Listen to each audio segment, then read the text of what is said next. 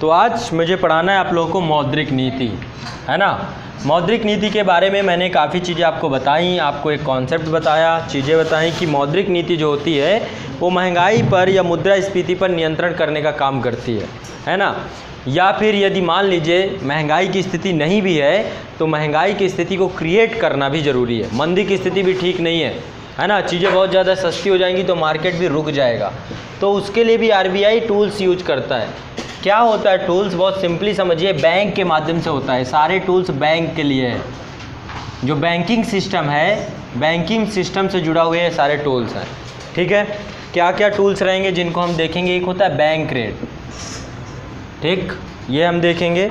Bank rate के बाद हम लोग देखेंगे रेपो रेट, इसके बाद देखेंगे रिवर्स रेपो रेट, इसके बाद हम क्या देखेंगे, CRR, फिर देखेंगे SLR, इसके बाद हम देखेंगे MSF, फिर देखेंगे ओपन मार्केट ऑपरेशन। ये टूल्स हैं, इन टूल्स का उपयोग करती है आरबीआई और इस टूल्स के माध्यम से बैंकों को या तो पैसा आता है बैंकों के पास या तो बैंक पैसा नहीं लेते हैं। देखो जुड़ाव हर चीज़ का किससे, रेट से। रेट का मतलब होता है एक दर, हर चीज़ की रेट तय कर दी जाती है, एक दर तय कर दी जाती है। बैंक के लिए बैंक रेट क्या है, एक बैंक जो है आरबीआई से पैसे लेते हैं। बैंकों को जब ज़रूरत होती है तो आरबीआई से पैसा लेते हैं दीर्घकाल के लिए। तो दीर्घकाल के लिए जो पैसा लेते हैं, जो लोन लेते हैं, उसके लिए जो दर होता है, जो रेट होता है, जो ब्याज होता है, वो बैंक रेट कहलाता है। अभी इनको मैं सब चीज़ लिखवा दूंगा। और इसके माध्यम से जब बैंक कोई पैसा लेगा दीर्घकाल के लिए, एक बड़ी अमाउंट लेगा आरबीआई से और उसके लिए ब्याज भरेगा, तो उस पैसे को इन्वेस्ट भी करेगा कहीं ना कहीं पे, उस पैसे को लोन में घुमाएगा, उससे अपना इंफ्रास्ट्रक्चर डेवलप करेगा, कुछ भी करे जो उसकी समस्या है। तो इसको भी आरबीआई घटाता बढ़ाता है।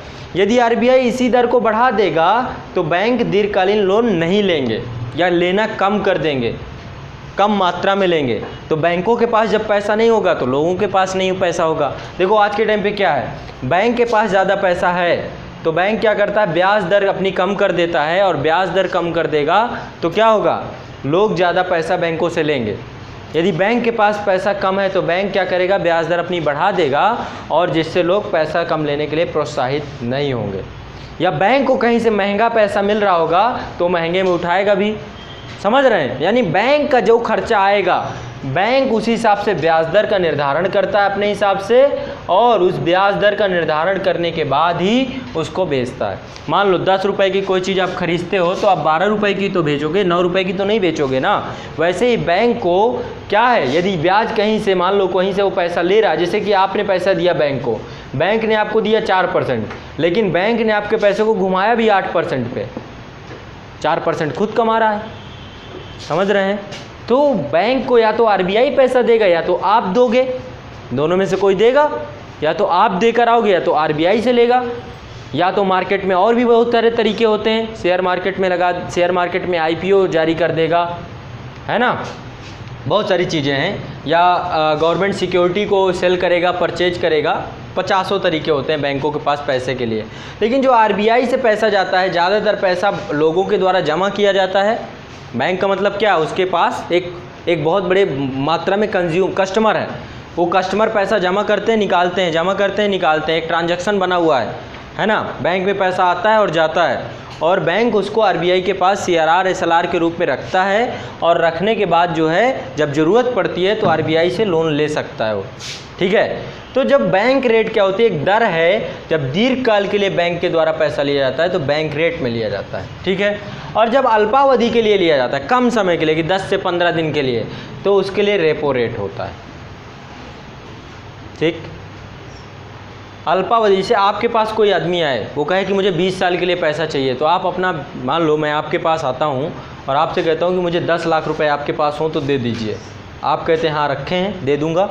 आप बोलते हो कितने समय के लिए चाहिए, पूछते हो ना कितने समय के लिए, तो सामने वाला बोलता है 5 साल के लिए चाहिए, तो आप क्या करोगे, रेट कम रखोगे कि ज़्यादा रखोगे? हाँ, कम क्यों करेंगे, कम क्यों करेंगे? एक आदमी 10 लाख रुपए आपका 5 साल के लिए लेके चला गया, 5 साल तक उस पैसे का वो यूज करेगा, तो आप कम ब्याज लोगे उससे, ज़्यादा ब्याज लोगे। इसलिए बैंक रेट हमेशा ज़्यादा होता है।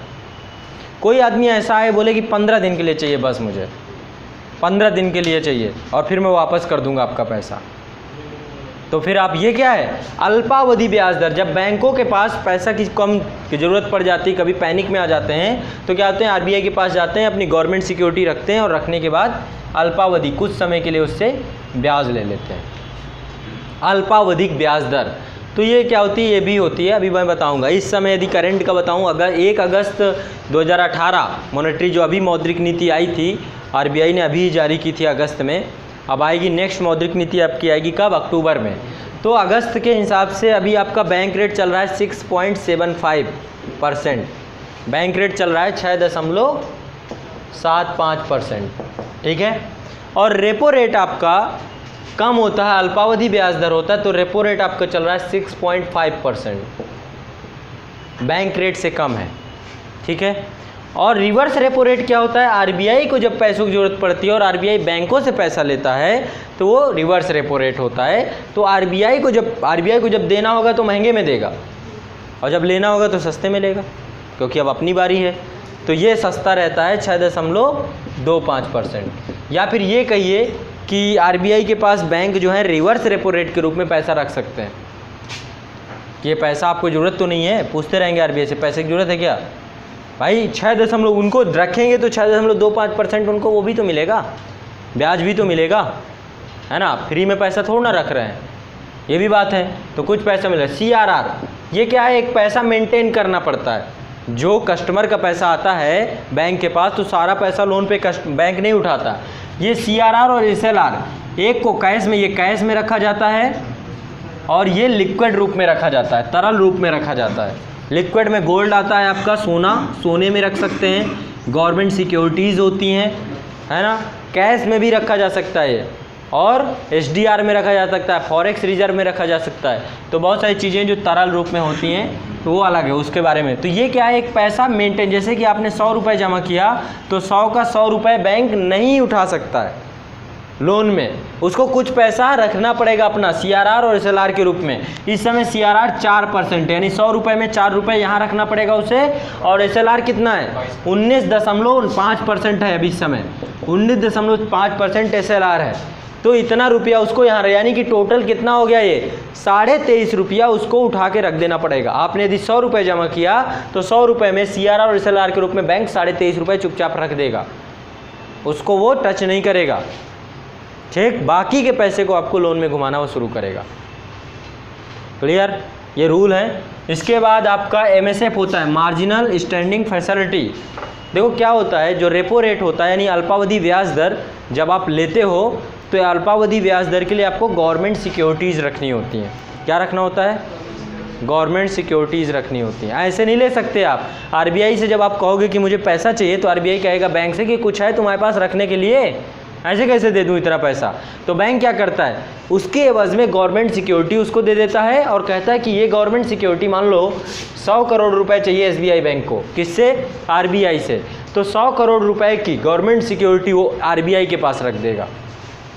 कितना रख देगा, 100 करोड़ रुपए की गवर्नमेंट सिक्योरिटी किसके पास रख देगा, आरबीआई के पास, और आरबीआई ने उसको 100 करोड़ रुपए दे दिए।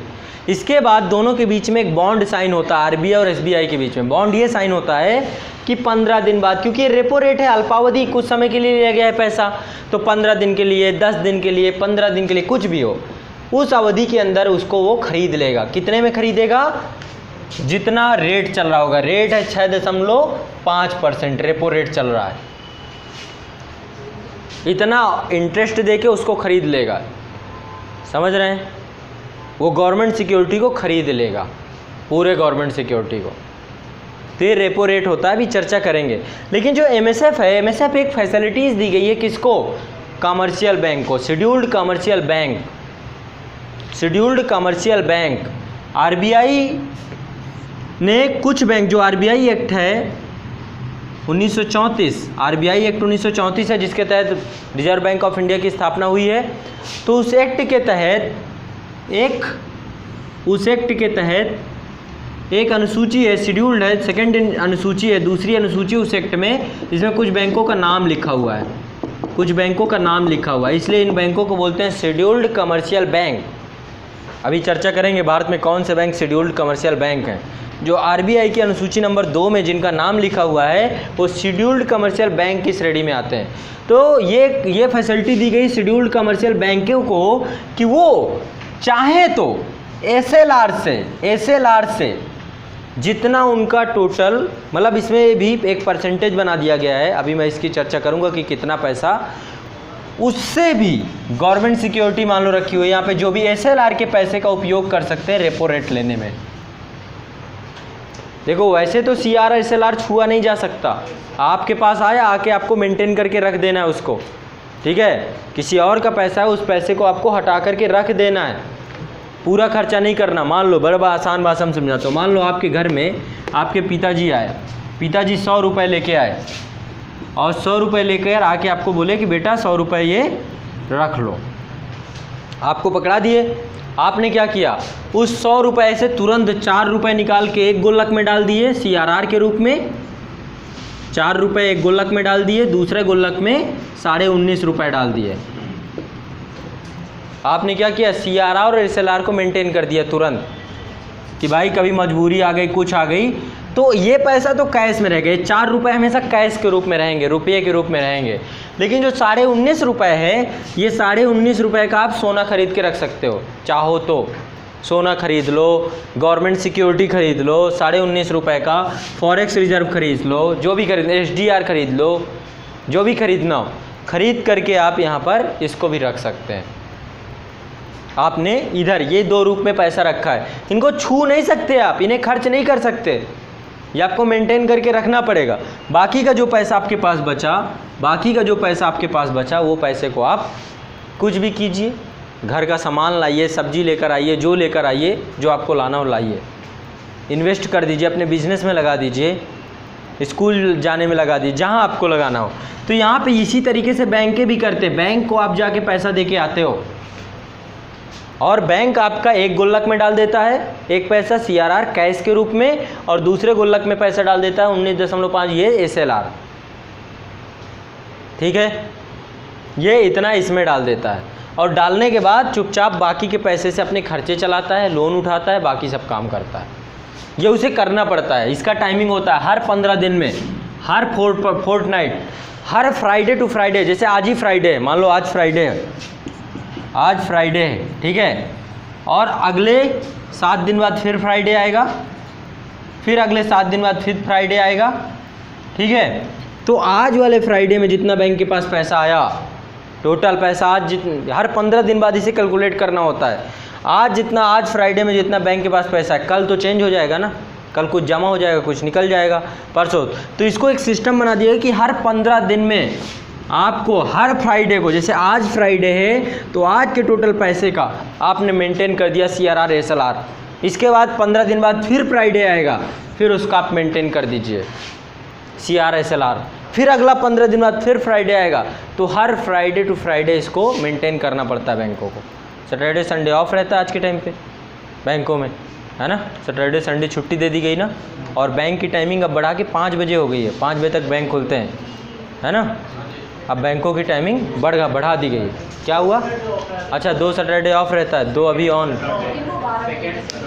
हाँ, उसमें 12 बजे या 1 बजे तक खुला रहता है, इसके बाद बंद हो जाता है ना। तो टाइमिंग है, बहुत सारी चीज़ें, वो अभी उस पर चर्चा नहीं करेंगे। तो मैं आपको बता रहा हूँ, पहले सीआर एसएलआर अभी मैं लिखवाऊँगा तो आपको बहुत आसानी से चीज़ें समझ में आ जाएंगी। यहाँ पे समझ में आ रहा है कि आपने जो पैसा दिया वो पूरा पैसा बैंक खर्च नहीं करता है, कुछ पैसा कैश के रूप में रखता है जिसे सिंपली सीआरआर बोलते हैं, और कुछ पैसे को लिक्विड रूप में रखता है जिसे आप एसएलआर बोलते हैं, तरल रूप में रखता है, ठीक। इसके बाद बैंक को पैसे की ज़रूरत है तो बैंक आरबीआई से पैसा लेगा, दीर्घकालीन लोन बैंक रेट कहलाता है, लघु अवधि का लोन रेपो रेट कहलाता है, यदि आरबीआई को बैंक से चाहिए तो रिवर्स रेपो रेट कहलाता है। सीआरआर एसएलआर बता दिया। एमएसएफ क्या है, शेड्यूल कमर्शियल बैंक जब एसएलआर का प्रयोग करते हैं रेपो रेट के लिए तो एमएसएफ कहलाता है, उनके लिए फैसिलिटीज अभी सब लिखवाऊंगा। ओपन मार्केट ऑपरेशन, आरबीआई जब गवर्नमेंट सिक्योरिटी को बेचता है, सेल करता है या परचेज करता है तो ओपन मार्केट ऑपरेशन के माध्यम से करता है, ठीक है। अब समझते हैं इनसे कैसे मुद्रास्फीति वो होती है, रुकती है या करती है। मान लीजिए अभी तक क्या हो रहा था, अभी तक 100 रुपये बैंक को जमा करते थे आप, ठीक है।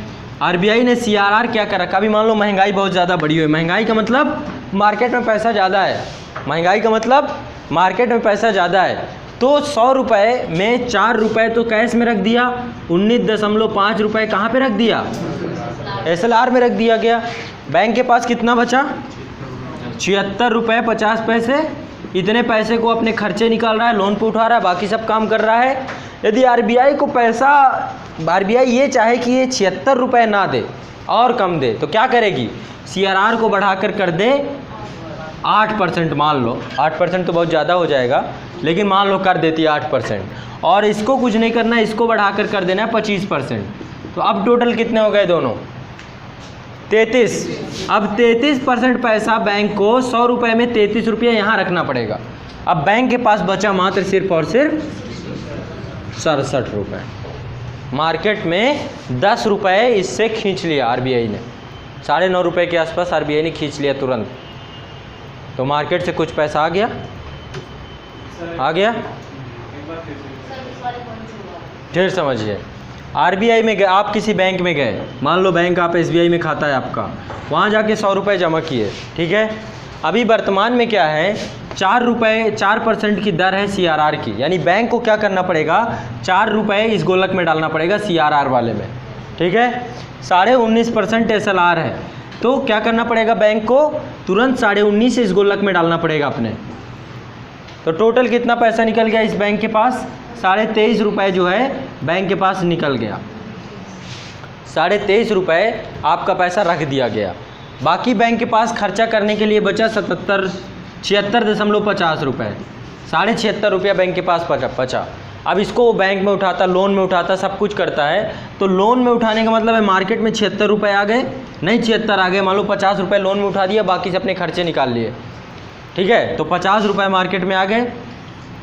बैंक के खर्चे कितने हुए, कितने रुपए बैंक का खर्चा निकल रहा है, इसका मतलब 26 रुपये बैंक का खर्चा है। बैंक ने अपने चाय पानी, कर्मचारी रखे हुए, एसी चल रहा है, पंखा चल रहा है, बिजली बिल है, सब कुछ है, उन सब के 26 रुपये हटा के 50 रुपये लोन में उठा दिए, क्योंकि था उसके पास पैसा, ठीक है। अब महंगाई बहुत ज़्यादा है, तो आरबीआई को कुछ नहीं करना, सीआरआर को क्या कर देना है, 8% कर देना है, एसएलआर को मान लीजिए कर देता है 25%।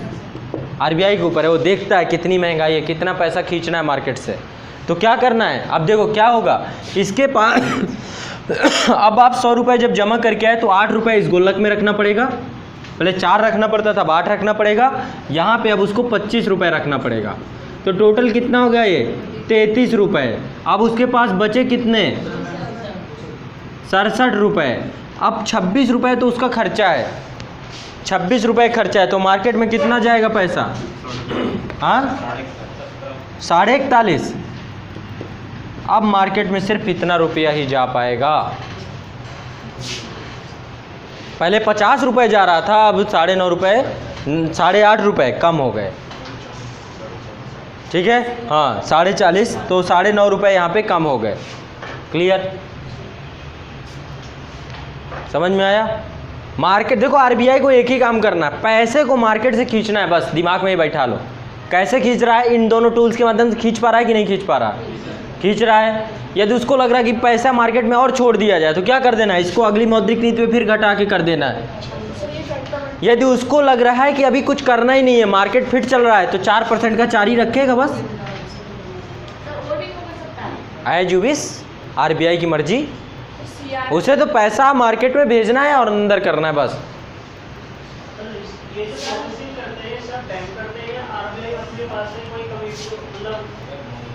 अगली उस क्लास में नहीं थे आप, लास्ट क्लास में, तो क्या लास्ट लाइन देखिए, पढ़िए क्या लिखा हुआ है वहाँ पे।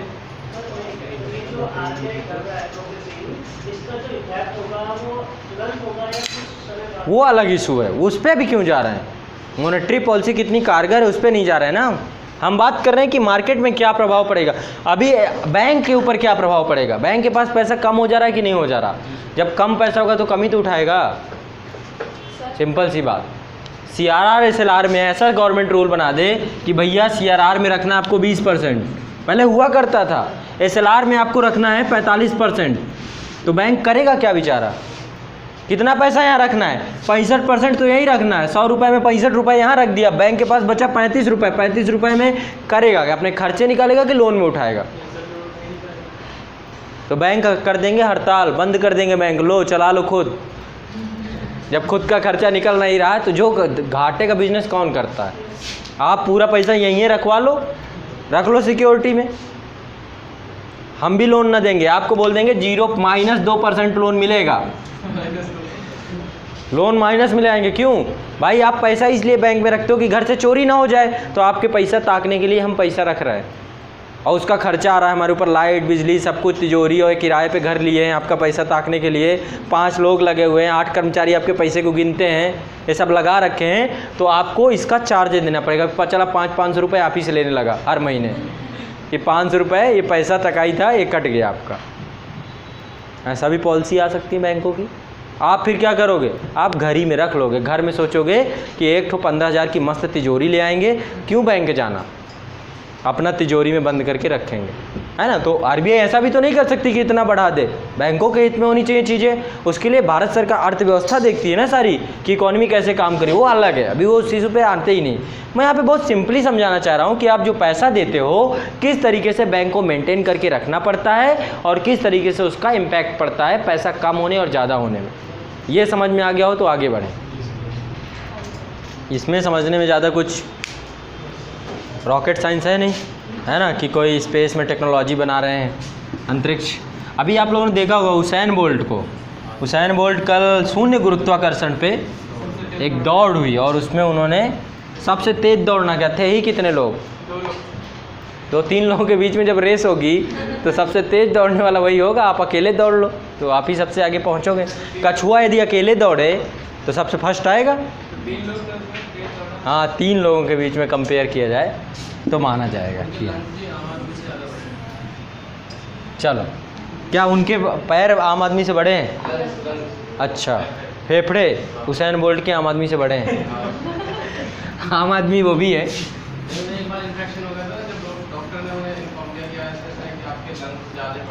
अच्छा, हाँ, ज़्यादा ऑक्सीजन आप। चल, ये हो गई एक बात। CRR SLR समझ में आया। एक पैसा है जो कहीं मेंटेन करके रखना है, ज़्यादा उसमें कुछ है नहीं। हर बार अब महंगाई के हिसाब से मौद्रिक हर 2 महीने में चेंज करना होता है, और नहीं भी चेंज कर सकता, उसी रूप में भी रख सकता है आरबीआई। यदि महंगाई ज़्यादा प्रभावकारी नहीं हुई तो आरबीआई क्या करे, उसी रूप में रखे रहे, चाहे तो घटा दे चाहे तो बढ़ा दे। ठीक, बिल्कुल। हर 2 महीने में मैंने लिखवाया, तो पिछली क्लास में कहाँ थे? पिछली क्लास में लिखवाया था ना कि हर 2 महीने में अब मौद्रिक नीति बनाई जाती है। मौद्रिक नीति में CRR SLR यही सब चेंज करना होता है। अब आगे बढ़ते हैं। बैंक रेट, मान लो बैंक रेट अभी आपका चल रहा है 6.75%। ठीक है, मान लो किसी बैंक ने, SBI ने RBI से पैसा लिया, SBI ने RBI से पैसा लिया, दीर्घावधि लोन लिया, काफ़ी समय के लिए लोन ले लिया कि इतना ये लोन चाहिए मुझे 20 साल के लिए, 25 साल के लिए अपना इंफ्रास्ट्रक्चर क्रिएट करना है, चाइना में बैंक खोलना है, ये करना है, वो करना है। तो RBI ने कहा कि ठीक है आप लीजिए, 6.7% की ब्याज लगेगी। SBI ने कहा ठीक है। SBI ने पैसे लिए, और जैसे अब ये ब्याज दर है, ये भाई SBI को देनी पड़ रही है ना, तो ओवरऑल जाएगी तो उसके कस्टमर के ऊपर ही ना। अल्टीमेट पूरा बोझ जो किसके ऊपर डाल देगा, अपने ग्राहकों के ऊपर। घर में SBI ने ऐसा नहीं कि पेड़ लगा रखा हो कोई पैसे का, कि गए तो 6.7% पैसा गिर गया नीचे, ऐसा तो कुछ है नहीं, कोई सिस्टम बना नहीं है। तो कस्टमर पे ही लोड डाल देगी कि भाई ये पैसा जो मैंने लिया है बैंक रेट का, ये पैसा मुझे किस तरीके से क्लियर हो रहा है। ज़्यादा कुछ इसमें रॉकेट साइंस नहीं है ना। तो ऐसे ही पूरा सिस्टम है, ये जितना भी है रेट घटने बढ़ने का। अब इनको एक एक करके लिखिए, नहीं समझ में आएगा फिर समझाऊंगा। लिखिए क्वेश्चन, टॉपिक हेडिंग डालिए, मौद्रिक नीति के द्वारा मुद्रास्फीति नियंत्रण। मौद्रिक नीति के द्वारा मुद्रास्फीति नियंत्रण। मौद्रिक नीति के द्वारा मुद्रास्फीति नियंत्रण।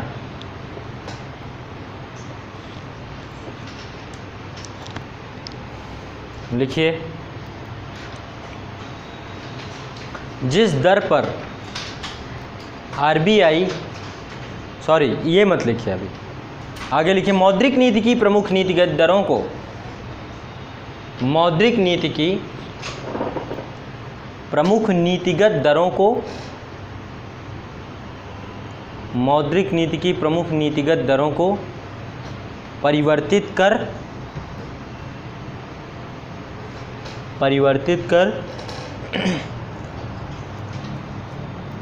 मुद्रास्फीति को नियंत्रित करना, मुद्रास्फीति को नियंत्रित करना आरबीआई का प्रमुख कार्य है, आरबीआई का प्रमुख कार्य है।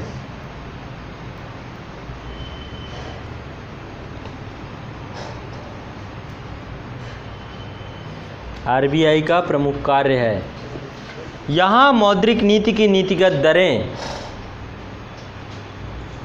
यहाँ पर मतलब अब हमारी जो चर्चा होगी मौद्रिक नीति की नीतिगत दरें, उसका अर्थ मुद्रास्फीति नियंत्रण में उनकी भूमिका, उसका अर्थ वह मुद्रास्फीति के नियंत्रण में उनकी भूमिका को क्रमबद्धता के साथ, दरों को क्रमबद्धता के साथ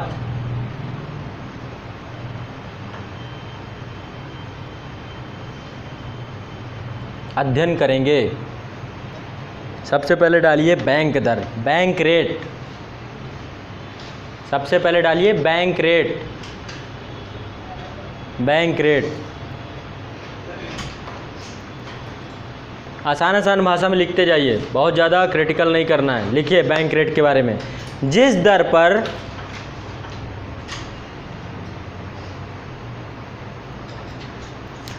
दर पर आरबीआई व्यापारिक बैंकों को, जिस दर पर आरबीआई व्यापारिक बैंकों को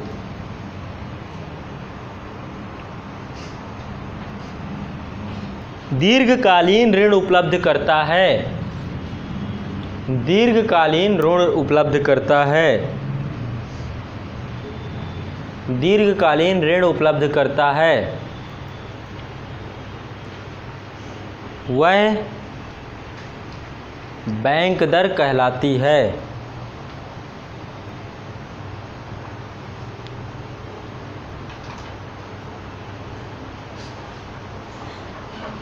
ठीक है, बैंक दर कहलाती है। समझने में कोई दिक्कत तो नहीं है। बहुत लंबे समय के लिए पैसा चाहिए तो बैंक दर कहलाती है। अब इस पे लिखिए नेक्स्ट हेडिंग, नीचे इसी के डालिए मुद्रास्फीति पर नियंत्रण। कैसे मुद्रास्फीति पे नियंत्रण होगा? बैंक रेट से। सब पे लिखवाता जाऊंगा ये थोड़ा थोड़ा।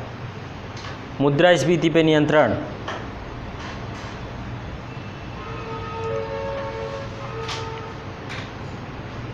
एक क्या होगा? बैंक रेट यदि बढ़ा दिया जाएगा तो बाकी के बैंक आरबीआई से पैसा लेने कम लेंगे, कहीं और से जुगाड़ करना शुरू करेंगे, लेकिन आरबीआई से नहीं लेंगे। कम से कम जब ज़्यादा ऋण हो जाता है तो क्यों लेंगे? ठीक है, या फिर कुछ दिन के लिए पोस्टपोन कर देंगे अपना आइडिया। तो जब ज़्यादा पैसा आरबीआई से नहीं आएगा बैंकों के पास तो क्या होगा? अर्थव्यवस्था में पैसा नहीं आएगा, जिसके कारण से क्या होगा? बैंक अपना रेट बढ़ा सकते हैं।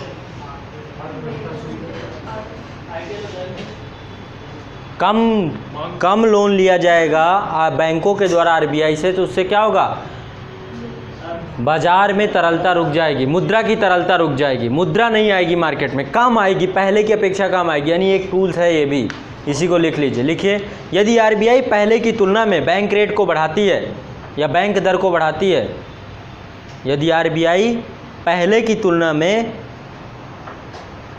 बैंक दर को बढ़ाती है तो बैंकों का आरबीआई से ऋण लेना महंगा हो जाएगा, तो बैंकों का आरबीआई से ऋण लेना महंगा हो जाएगा।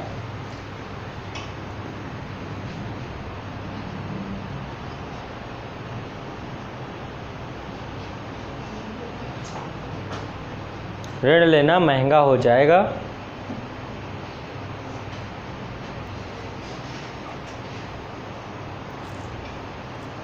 जिससे बैंक अपेक्षाकृत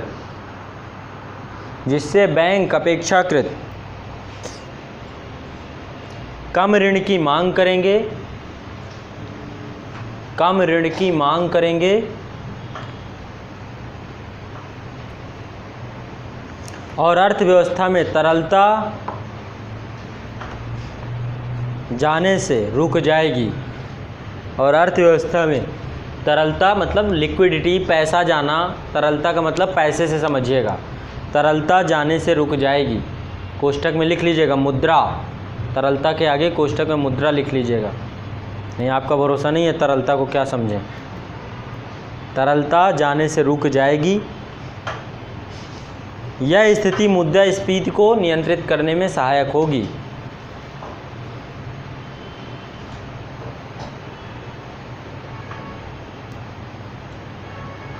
यह स्थिति मुद्रास्फीति को नियंत्रित करने में सहायक होगी। अब यहाँ पे एक चीज़ समझो, यदि बैंक दर को बढ़ाया जाए तो मुद्रास्फीति कंट्रोल होगी। यदि बैंक दर को घटा दिया जाए, मान लो इसको और कम कर दिया जाता है 6.75% इसे 4% पे ले आता RBI, तो क्या होगा? बैंक ज़्यादा पैसा लेंगे और ज़्यादा मार्केट में पैसा आएगा, यानी जस्ट उल्टा स्थिति कम करने में हो जाएगी। ठीक है, तो उल्टा स्थिति नहीं बताऊंगा किसी में भी।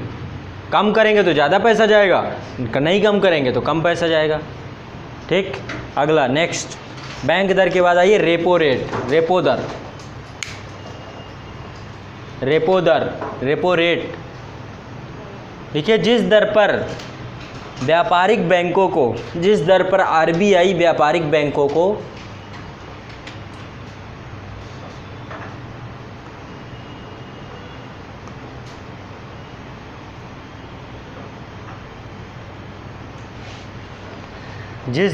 RBI व्यापारिक बैंकों को अल्पकालिक ऋण उपलब्ध कराता है वह रेपो दर कहलाती है। अल्पकालिक ऋण उपलब्ध कराता है वह रेपो दर कहलाती है।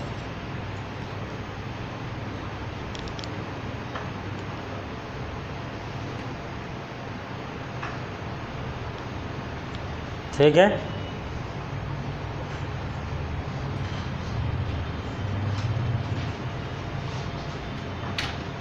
नेक्स्ट इसमें लिखिए मुद्रास्फीति के नियंत्रण पर प्रभाव। सबका ये अलग अलग लिखते चले जाएंगे। रेपो रेट को कम करना, ज़्यादा करना, इससे क्या होगा?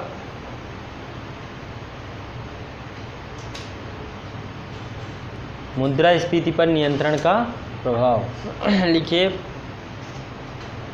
इसे पॉलिसी रेट भी बोलते हैं। रेपो रेट का दूसरा नाम पॉलिसी रेट भी होता है। पॉलिसी रेट, ये भी बहुत इंपॉर्टेंट। लिखिए इसी में, यदि RBI पहले की तुलना में रेपो रेट को बढ़ाती है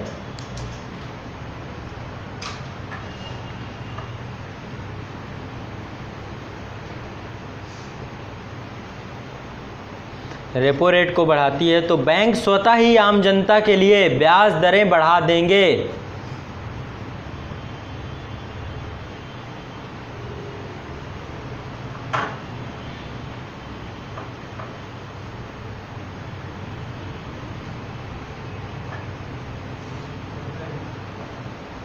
बैंक स्वतः ही आम जनता के लिए ब्याज दरें बढ़ा देंगे। परिणाम स्वरूप आम जनता बैंकों से दूरी बना लेंगे। ज़्यादा ब्याज दर होगी तो जाओगे पैसा लेने? नहीं जाओगे। पता करोगे मामा पैसा ज़्यादा है क्या, तो मामा से कहोगे कि 2% ब्याज दर पे उठा दो। मामा, चाचा, काका, ताऊ, नाना, जमींदार, साहूकार, वहाँ से जुगाड़ लगाना शुरू कर दोगे। कुछ दिन के लिए कहोगे बाइक ठीक नहीं है, साइकिल बढ़िया होती है, पर्यावरण पॉल्यूशन नहीं होता, बाइक से बहुत दिक्कत होती है। जेब में पैसा होता है तभी तो आदमी उत्पाती बनता है, और नहीं तो मन को समझा लेता है ना। हम अपने मन को समझा लेते हैं अरे ये बेकार चीज़ होती है, लेकिन जब पैसा हो जाए तो दिमाग फिर कहता है नहीं यही सबसे बढ़िया चीज़ है। क्यों? पैसा है जेब में। तो जब ज़्यादा ब्याज हो जाएगा उसी चीज़ का तो आप क्या करोगे? आइडिया ही पोस्टपोन कर दोगे अपना, अभी रहने देते हैं, अभी इसी से काम हो जाएगा, ज़रूरत से ज़्यादा नहीं पैर फंसाना चाहिए। 50 चीज़ें आप लेकर के आके अपने दिमाग को शांत कर दोगे। ठीक, तो बैंक क्या करते हैं? ब्याज दर बढ़ा देते हैं, और लोग क्या करते हैं? बैंकों से दूरी बना लेते हैं। तो बैंकों में जब आप पैसा लेने जाओगे तो मार्केट में पैसा आएगा? नहीं आएगा। और क्या होगा? जब मार्केट में पैसा नहीं आएगा तो महंगाई, डिमांड कम हो जाएगी। ठीक है, तो आगे नेक्स्ट इसी में लिख लीजिए, यह स्थिति अर्थव्यवस्था में तरलता जाने से रोक देती है। यह स्थिति अर्थव्यवस्था में तरलता जाने से रोक देती है, मुद्रास्फीति को नियंत्रित करती है और मुद्रास्फीति को नियंत्रित करती है। नेक्स्ट डालिए रिवर्स रेपो रेट। अगला है रिवर्स रेपो रेट।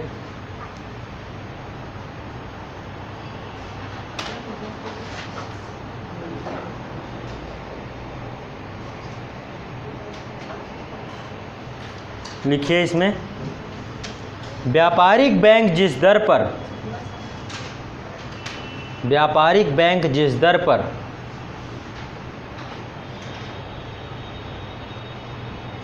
व्यापारिक बैंक जिस दर पर अपनी अतिरिक्त तरलता आरबीआई के पास रखते हैं, रिवर्स रेपो दर कहलाती है। व्यापारिक बैंक जिस दर पर अपनी अतिरिक्त तरलता आरबीआई के पास रखते हैं, रिवर्स रेपो दर कहलाती है। रिवर्स रेपो दर कहलाती है। इस पर बैंकों को ब्याज की प्राप्ति होती है। इस पर बैंकों को ब्याज की प्राप्ति होती है।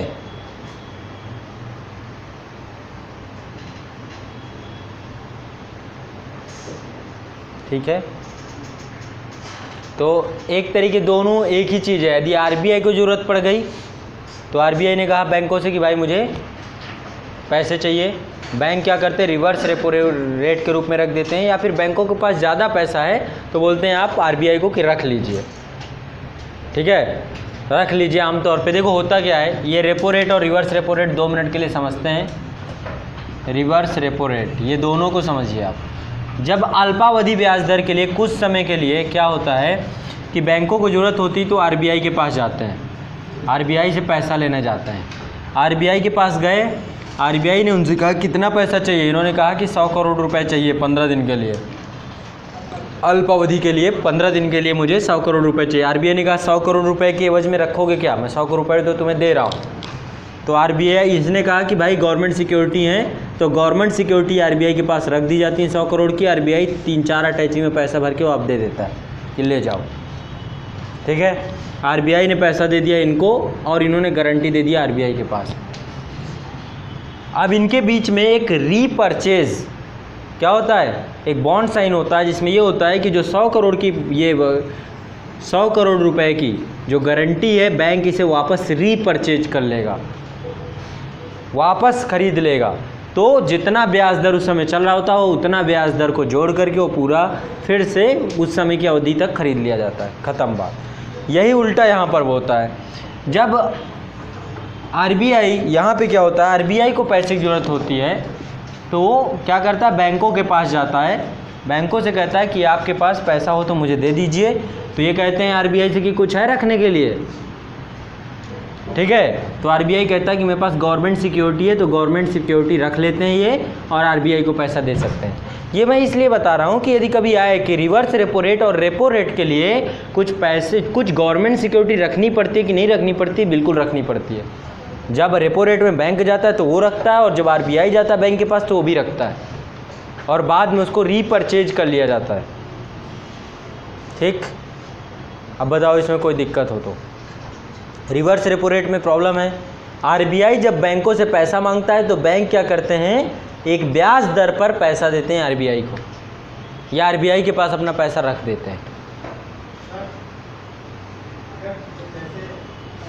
बैंक जो है वो रेपो भी कर सकता है, जो अपने पैसे हैं जो वो रिवर्स रेपो आरबीआई को दे रहा है, तो वो अपने ब्याज दर को जो कम करके वो जनता मतलब मार्केट में भी ला सकता है। बिल्कुल आ सकता है, लेकिन आरबीआई मांग रहा है ना, अभी आरबीआई को ज़रूरत है ना। और मार्केट में मान लो कोई बहुत उथल पुथल चल रही है, तो मार्केट अभी बहुत अच्छी नहीं चल रही है, और उसको क्या है, उसको तो 4% आपको सेविंग अकाउंट में देना ही है। तो वो ऐसा उपाय रखता है कि 4% बढ़ता रहे, आपने जो पैसा जमा कर दिया, क्योंकि 4 तो आपको देना है, तो अपना पैसा कहीं ना कहीं तो फंसाएगा ना वो। कहाँ कितना कम दे रही है, 4% से ज़्यादा दे तो रही है, 6.25% दे तो रही है। और वो अगर मार्केट में अगर डालता है पैसा तो डाल सकता है एज यू विश, मिल रहा है। बिल्कुल डाल सकता है, मार्केट में डालिए, कहीं डालिए, तो आपको स्वतंत्रता है ना, आप कहाँ डाल सकते हैं। मना कर दीजिए आरबीआई को, नहीं है पैसा, कल के दिन आप भी जाएंगे तो वो भी मना करेगा।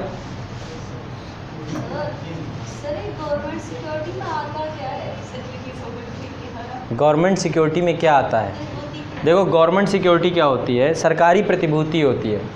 क्या होता है, जब भारत सरकार को पैसे की ज़रूरत होती है तो भारत सरकार आरबीआई से बोलता है कि मुझे पैसा चाहिए रेलवे के विकास के लिए, मनरेगा के लिए, इसके लिए, उसके लिए। तो आरबीआई ऐसे थोड़ा ना पैसा दे देगा कि नोट छापा, छाप के पकड़ा दिया।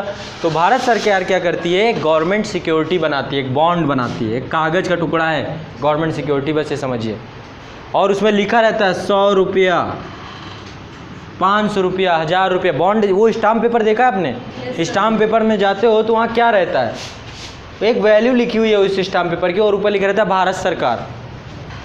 लेकिन वो गवर्नमेंट सिक्योरिटी नहीं है, लेकिन वैसे एक बॉन्ड होता है, कागज़ का टुकड़ा होता है जिसमें एक वैल्यू लिखी होती है। क्रेडिबिलिटी क्या है, भारत सरकार। अच्छा, ये कागज़ का टुकड़ा अभी मेरे पास 1000 500 के नोट हैं, उसकी क्या क्रेडिबिलिटी है, उसमें सिर्फ एक ही बात लिखी हुई है। यदि उसमें लिखा होता भारतीय चिल्ड्रन बैंक तो चलता वो कागज़ का टुकड़ा, उसकी क्रेडिबिलिटी लिखा हुआ भारतीय रिजर्व बैंक और नीचे लिखा हुआ भारत सरकार, वही तो क्रेडिबिलिटी है उस कागज़ के टुकड़े की। ये क्या है, पैसा क्या है, मनी क्या है आज के टाइम पे, कागज़ का टुकड़ा है बस, और कुछ नहीं। कागज़ का टुकड़ा ये भी है मेरे पास, ये भी कागज़ का टुकड़ा है ना, और पैसा भी कागज़ का टुकड़ा है, ठीक है, ये भी एक कागज़ का टुकड़ा है। इस कागज़ के टुकड़े और इस कागज़ के टुकड़े में ये है कि एक निश्चित आकृति है, इंक लगी हुई है, इसमें भारत सरकार लिखा हुआ है और आरबीआई लिखा हुआ है, सिग्नेचर है गवर्नर के, सब कुछ है। आप 5 बार नोट को जो देखते हो यही तो देखते हो कि कोई चीज़ कम तो नहीं है, कहीं इधर का जो ये वाला चिन्ह है कहीं इधर तो नहीं बना है, क्योंकि भारत सरकार ऐसा ही बना के देती है। वैसे गवर्नमेंट सिक्योरिटी भी देखा जाए मोटा मोटी तो ऐसे एक कागज़ का टुकड़ा है जो भारत सरकार ने दे दिया कि लो भैया रख लो, इसको कहीं भी बेचना, किसी भी मार्केट में बेचना, ये चूँकि भारत सरकार के द्वारा दिया गया है तो ये क्या है, एक वैल्यू है, इसकी एक पर्टिकुलर वैल्यू है, भारत सरकार की एक वैल्यू है। अब मान लो अभी क्या है, अरविंद केजरीवाल जी, उनको दिमाग में आ जाए कि मैं एक अलग राज्य बनाऊंगा, अलग देश बनाऊंगा, अब भारत में रहना ही नहीं है, भारत छोड़ देना है, तो गए किसी टापू में बस गए, खरीद लिए टापू को और अपना साम्राज्य बनाना चालू कर दिया, ठीक है, अपनी मुद्रा वहाँ पे छापना शुरू कर दिया, सब कुछ कर दिया। तो क्या होता है, मुद्रा एक वैल्यू होती है बस, और कुछ नहीं होती है, मुद्रा की एक कीमत होती है। और जब से पेपर का करेंसी चली, पहले क्या होता था, पहले मुद्रा धातु की होती थी, तो धातु की एक मार्केट में वैल्यू होती थी, है ना, तो वो उसमें यदि गवर्नमेंट का बहुत ज़्यादा रोल है कि नहीं है, यदि लिखा भी नहीं होता था तो वो वैल्यू मान ली जाती थी कि अच्छा ये मुद्रा की वैल्यू होगी, इतना धातु के रूप में बेच देंगे तो भी ये बिक ही जाएगा। लेकिन अभी तो कागज़ की क्या वैल्यू है, 100 रुपये की वैल्यू है, ये 5 पैसे का कागज़ है, 5-10 पैसे, 20 पैसे, 50 पैसे, 1 रुपये एक छपाई का खर्चा आ रहा है, इसकी 100 रुपये वैल्यू किसने बना दी, भारत सरकार ने, रिजर्व बैंक ऑफ इंडिया ने, भारत सरकार का लोगो, गांधी जी की तस्वीर, वो जो पूरा एक क्राइटेरिया है।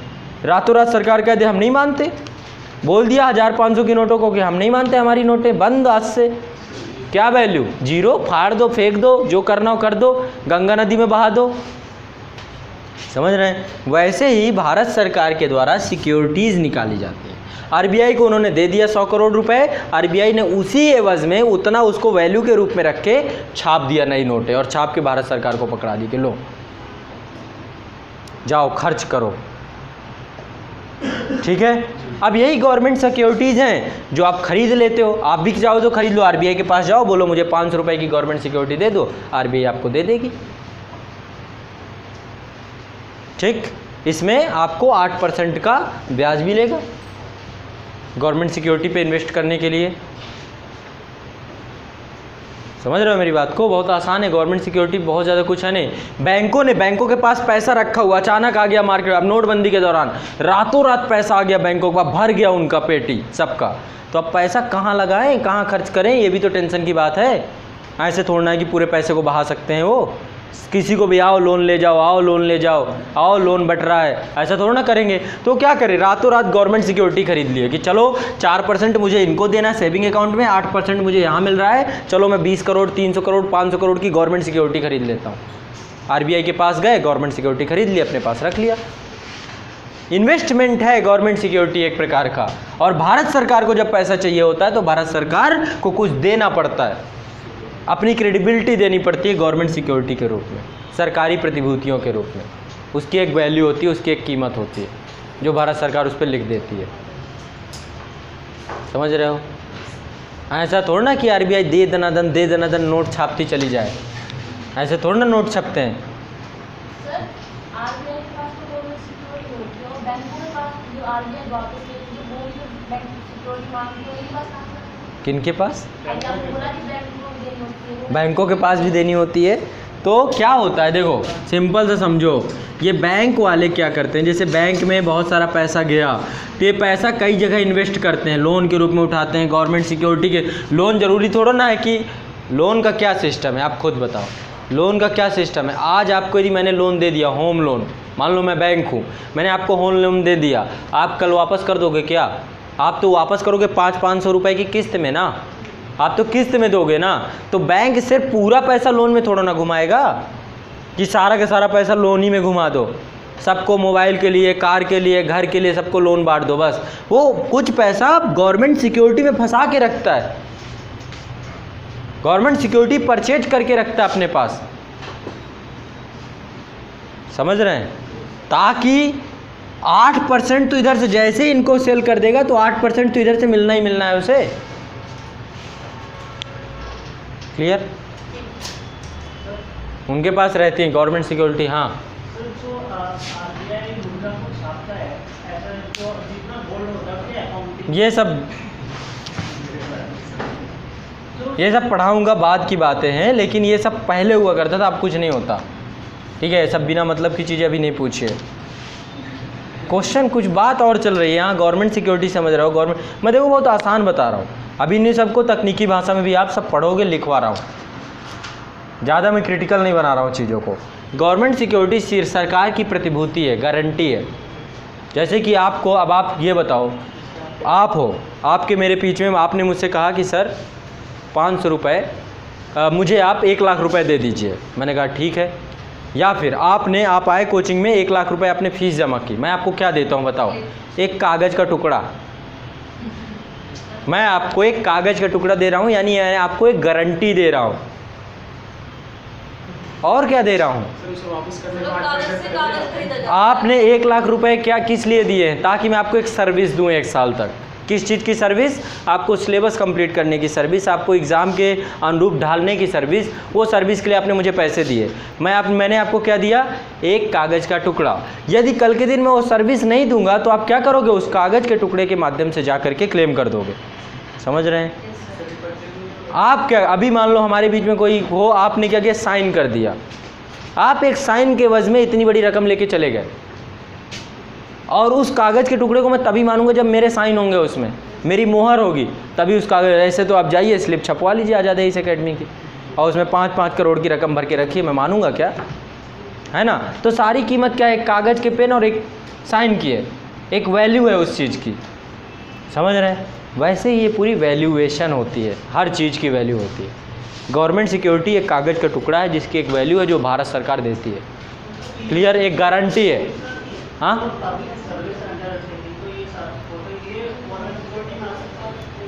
ये क्या है? पब्लिक सेक्टर अंडरटेकिंग पता है क्या है? एक कंपनियां हैं, PSU हैं, भारत सरकार की कंपनी, भारत सरकार के उपक्रम है, वो गवर्नमेंट सिक्योरिटी है। कोई कंपनी गवर्नमेंट सिक्योरिटी होती है, रिलायंस गवर्नमेंट सिक्योरिटी है। हाँ, तो वो एक कंपनी सरकार चला रही है, बिजनेस है जो सरकार कर रही है अपनी कंपनियों के माध्यम से। गवर्नमेंट सिक्योरिटी बोल रहा हूँ, कागज़ का टुकड़ा है। क्या भेल एक कागज़ का टुकड़ा है?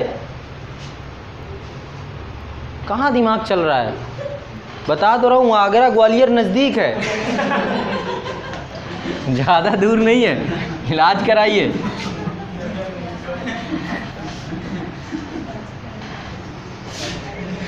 चल कहीं रहे हैं, चर्चा कहीं और की हो रही है, चर्चा कहीं और की हो रही है। क्या पढ़ के आते हैं? कौन सी किताब पढ़ रहे हैं आजकल? सोचते हैं, ऐसे सोच है आपकी। ठीक है, चलो सब सुधर जाएगी धीरे धीरे। ज्ञान का भाव है, और इस तरीके की बिना मतलब के क्वेश्चन वाहियात किस्म के आते हैं कभी कभी दिमाग में। चलो, ये तो नहीं है कि टीचर को फंसाना है, हाँ? सोच हिम्मत भी मत कीजिएगा। जुर्रत भी मत कीजिएगा उसकी। चलो आगे, कहाँ हो गया ये रिवर्स रेपो रेट पढ़ा रहा था मैं। रिवर्स रेपो रेट पे क्या कहाँ तक पहुँचे? ब्याज की प्राप्ति होती है। हाँ, तो ब्याज की प्राप्ति हो गई। तो रिवर्स रेपो रेट यदि बढ़ेगा तो अब व्यापारिक बैंक आरबीआई के पास अधिक मात्रा में अपने अतिरिक्त तरलता के लिए प्रेरित होते हैं। ठीक है, लिख लीजिए इसमें मुद्रास्फीति पे नियंत्रण कैसे होगा। इससे रिवर्स रेपो रेट से मुद्रास्फीति में नियंत्रण कैसे होगा? मुद्रास्फीति से रिवर्स रेपो रेट, मुद्रास्फीति पे नियंत्रण, नीचे बस इतना हेडिंग डालते जाना है। लिखिए, यदि आरबीआई पहले की तुलना में रेपो रेट, पहले की तुलना में रेपो रेट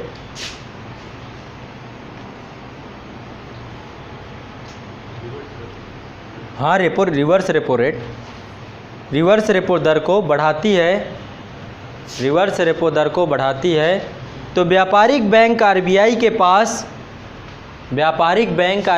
पास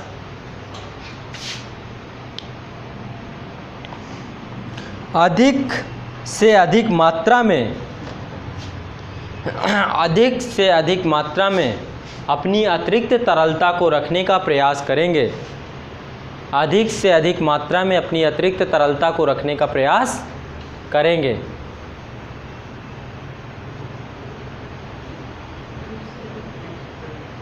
अपनी अतिरिक्त तरलता को रखने का प्रयास करेंगे। ठीक, नेक्स्ट,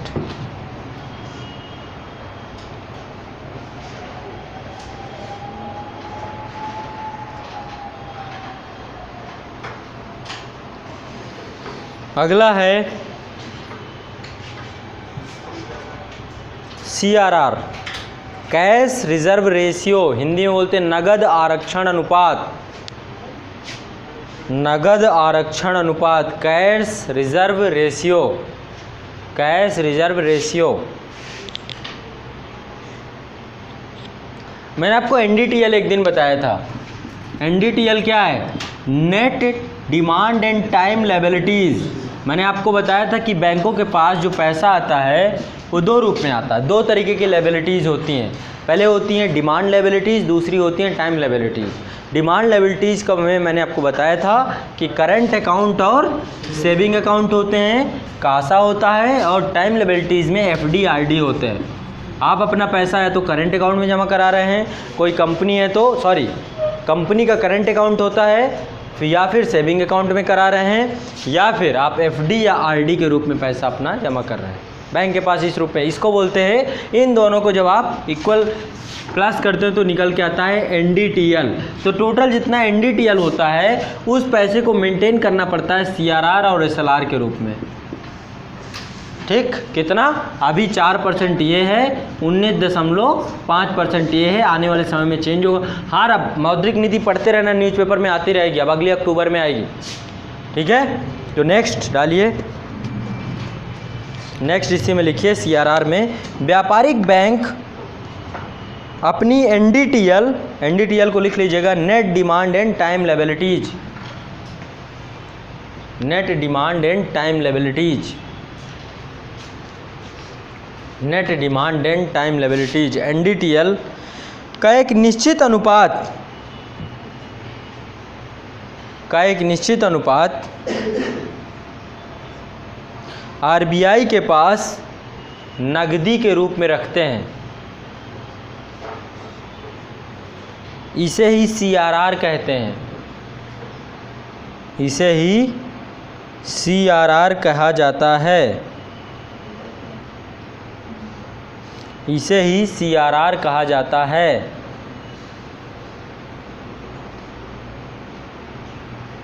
इस राशि पर RBI बैंकों को कोई ब्याज नहीं देती है। CRR पर कोई ब्याज नहीं मिलता है। अब ये भी जानना थोड़ा ज़रूरी है। CRR को रख तो दिया RBI के पास, लेकिन उस पर पैसा मिलेगा, ब्याज मिलेगी कि नहीं मिलेगी? नहीं मिलेगी। यानी 40 रुपया रखा था तो 40 रुपया मिलेगा बस, तो इसमें कोई फ़ायदा होगा कि नहीं होगा? कोई फ़ायदा नहीं होगा। CRR में कोई फ़ायदा नहीं होता बैंकों को, ठीक, कोई बेनिफिट नहीं होता है। नेक्स्ट, कोई RBI कोई ब्याज नहीं देती है। अगला नेक्स्ट लिखिए, मुद्रास्फीति पर नियंत्रण।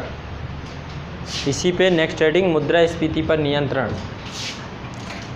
लिखिए, यदि RBI पहले की तुलना में CRR की दरें बढ़ाती है, यदि RBI पहले की तुलना में CRR की दरें बढ़ाती है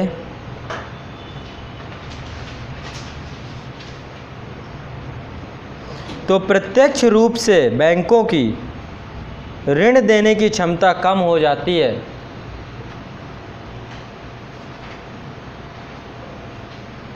तो प्रत्यक्ष रूप से बैंकों की ऋण देने की क्षमता कम हो जाती है।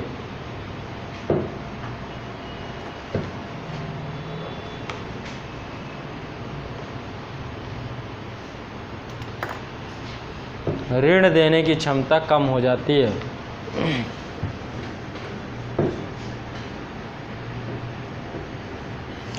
यह स्थिति अर्थव्यवस्था में तरलता जाने से रोक देती है।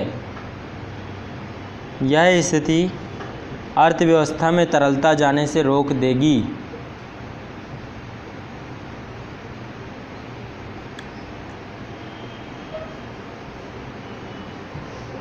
अर्थव्यवस्था में तरलता जाने से रोक देगी। परिणाम स्वरूप मुद्रास्फीति नियंत्रित होगी।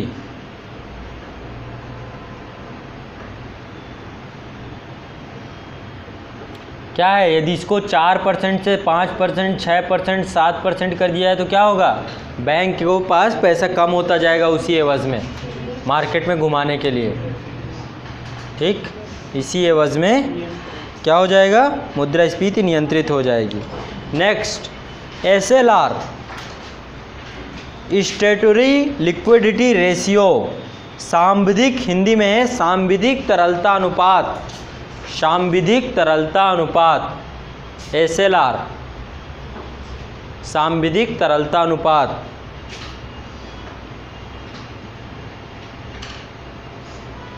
तो लिखिए, व्यापारिक बैंकों को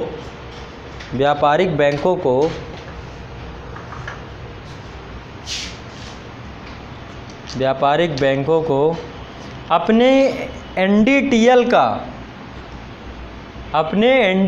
का एक निश्चित अनुपात नगदी, स्वर्ण और सरकारी प्रतिभूतियों के रूप में अपने पास रखना होता है। नगदी, NDTL का एक निश्चित अनुपात नगदी, स्वर्ण और सरकारी प्रतिभूतियों के रूप में अपने पास रखना होता है। यह अनुपात ही सांविधिक तरलता अनुपात कहलाता है। यह अनुपात ही सांविधिक तरलता अनुपात कहलाता है।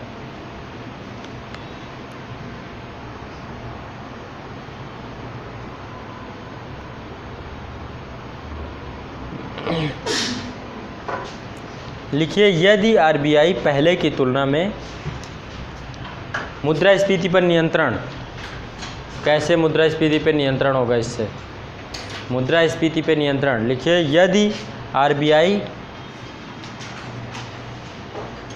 पहले की तुलना में SLR की दरें बढ़ाती है, पहले की तुलना में SLR की दरें बढ़ाती है, SLR की दरें बढ़ाती है, तो बैंक को अपनी NDTL का एक बड़ा हिस्सा, नगदी, स्वर्ण व सरकारी प्रतिभूतियों के रूप में अपने पास रखना होगा।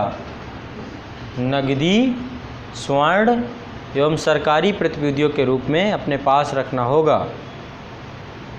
नगदी, स्वर्ण यानी सोना, या तो कैश में रखे, या तो सोना में रखे, या तो गवर्नमेंट सिक्योरिटीज़ में रखे, वह सरकारी प्रतिभूतियों के रूप में अपने पास रखना होगा, जिससे बैंकों की तरलता अर्थव्यवस्था में नहीं पहुंच पाएगी, जिससे बैंकों की तरलता अर्थव्यवस्था में नहीं पहुंच पाएगी और यह स्थिति मुद्रास्फीति को नियंत्रित करने में सहायक है। तरलता अर्थव्यवस्था में नहीं पहुंच पाएगी और यह स्थिति मुद्रास्फीति को नियंत्रित करने में सहायक है।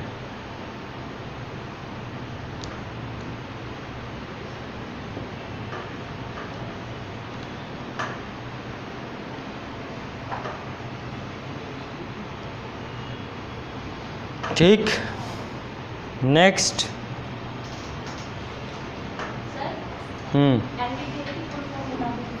नेट NDTL, N से नेट, D से demand and time liabilities. Net, demand and time liabilities. Next आइए MSF, marginal standing facility. Marginal standing facilities, marginal standing facilities, marginal English में बोलते हैं MSF शॉर्टकट में, मार्जिनल स्टैंडिंग फैसिलिटीज़।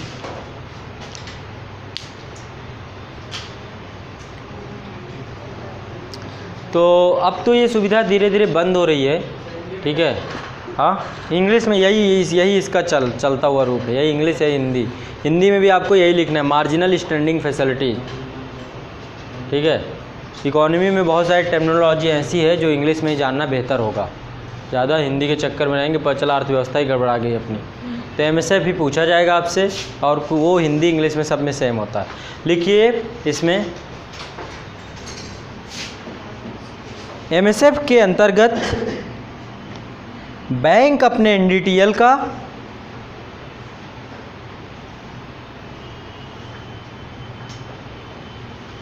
MSF के अंतर्गत bank अपने total कुल NDTL का 2% तक टोटल जितना NDTL होगा उसका 2% तक अति अल्प अवधि के लिए ऋण ले सकते हैं।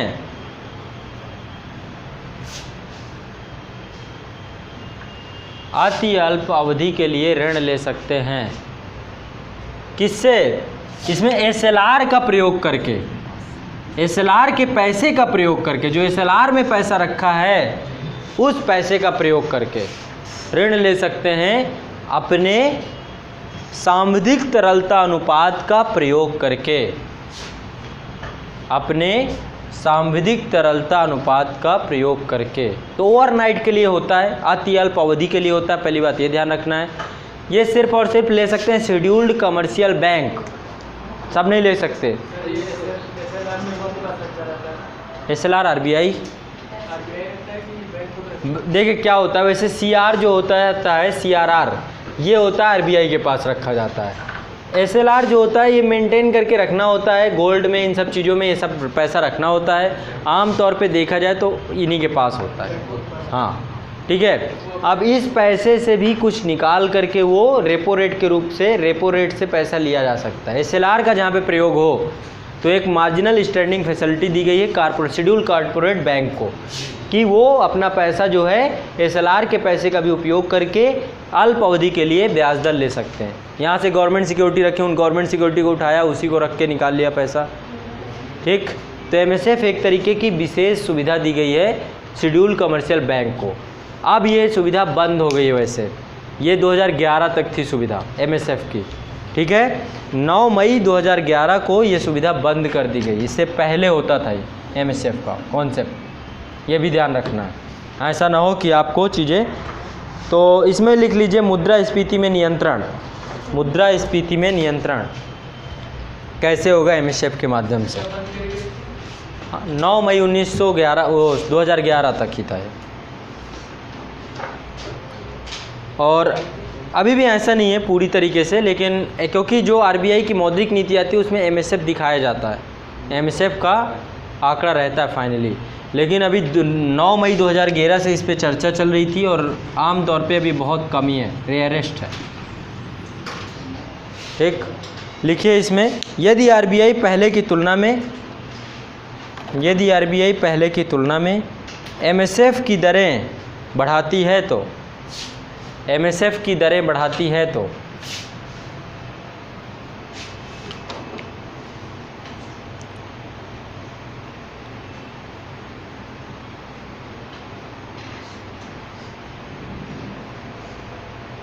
तो अर्थव्यवस्था में तरलता घटती है।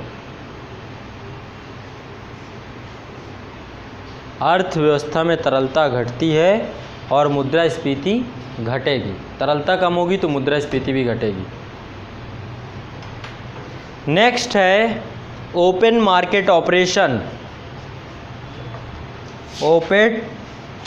ओपन मार्केट ऑपरेशन हिंदी में बोलते हैं खुला बाजार का प्रचलन। इंग्लिश में ही जानिए तो ज़्यादा अच्छा है। Open market operation. तो इसमें क्या होता है, आरबीआई के द्वारा सरकारी प्रतिभूतियों को क्या किया जाता है, क्रय विक्रय किया जाता है। या तो खरीदा जाएगा या तो बेचा जाएगा। यदि आरबीआई को लगता है कि मार्केट में बहुत ज़्यादा पैसा है तो आरबीआई क्या करेगा, मार्केट में गवर्नमेंट सिक्योरिटी निकाल देगा। ठीक है, खरीदा, लोगों ने खरीदा, पैसा चला गया आरबीआई के पास। ठीक है, और यदि लगा कि मार्केट में पैसा बहुत कम है तो गवर्नमेंट सिक्योरिटी को खरीद लेगा, मार्केट में पैसा डाल देगा। ठीक है, सिंपल ये काम करता है। तो ओपन मार्केट ऑपरेशन में एक बारे में लिखिए, आरबीआई द्वारा सरकारी प्रतिभूतियों का क्रय विक्रय खुले बाजार में आरबीआई द्वारा सरकारी प्रतिभूतियों का क्रय विक्रय खुले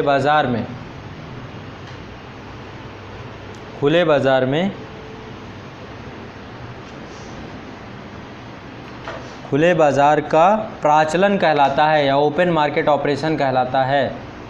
खुले बाजार का प्राचलन, ऑपरेशन को हिंदी में बोलते हैं प्राचलन। तो इस चलन को ना जाने तो अच्छा है ना। ओपन मार्केट ऑपरेशन खुले बाजार का प्राचलन कहलाता है। ये कैसे करेगा, मुद्रास्फीति पे नियंत्रण। आरबीआई बेचेगी तो पैसा आरबीआई के पास आएगा, मुद्रास्फीति घटेगी। आरबीआई खरीदेगी तो पैसा आरबीआई से जाएगा मार्केट में, तो महंगाई बढ़ेगी। सिंपल सी बात, पैसा आरबीआई से जाएगा तो मार्केट में पैसा बढ़ेगा, मांग क्रिएट होगी, क्या होगा, महंगाई बढ़ेगी। आरबीआई के पास पैसा आएगा, महंगाई घटेगी। ये सिंपल से रूल बना लेना। तो जो चीज़, जैसे मैं कोई चीज़ बेचूंगा तो मेरे पास पैसा आएगा, यदि कोई चीज़ खरीदूंगा मेरे पास से पैसा जाएगा। सेम चीज़ आरबीआई के साथ है। ठीक, ज़्यादा इसमें दिमाग नहीं लगाना। लगाओ भी कहाँ से, हो तब लगाओ ना। तो इसमें लिखिए, यह मुद्रास्फीति पे नियंत्रण कैसे होता है। लिखिए, यह आरबीआई सरकारी प्रतिभूतियों को, यदि आरबीआई सरकारी प्रतिभूतियों को विक्रय करती है या बेचती है, यदि आरबीआई सरकारी प्रतिभूतियों को विक्रय करती है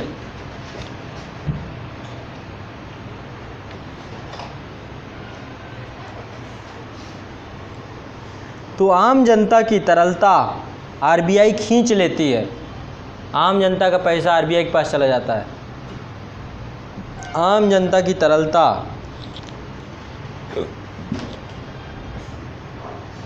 आरबीआई खींच लेती है।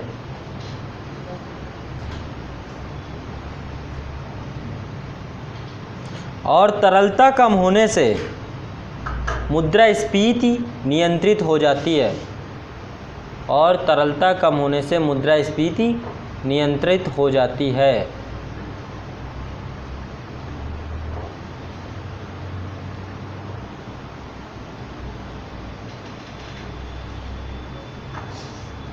ठीक है,